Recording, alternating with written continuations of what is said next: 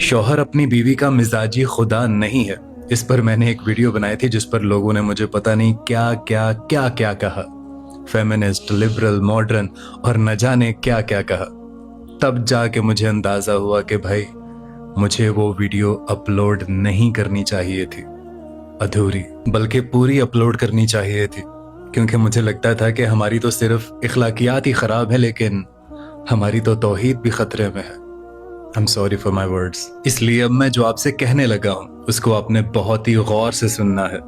हदीस नंबर 2140 अबू दाऊद, जिसमें हमारे नबी पाक सल्लल्लाहु अलैहि वसल्लम ने इरशाद फरमाया कि मैं अगर अल्लाह के अलावा किसी और को सजदा करने का हुक्म देता तो मैं बीवी से कहता कि वो अपने शौहर को सजदा करे। और आपको जानकर हैरानगी होगी कि ये हदीस का सेकेंडरी पार्ट है, दूसरा हिस्सा है।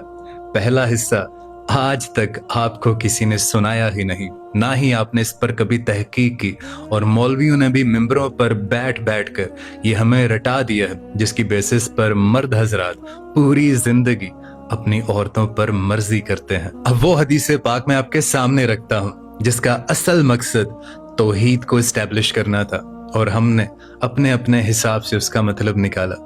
ये रही वो हदीस पाक जिसमें हजरत कैस बिन साद रजी अल्लाह ताला अन्हु बयान करते हैं कि मैं हिरा गया तो मैंने देखा कि वो लोग अपने सरदार को सजदा करते हैं, तो मैंने कहा ए अल्लाह के रसूल, इस बात के ज्यादा हकदार हैं कि उनको सजदा किया जाए।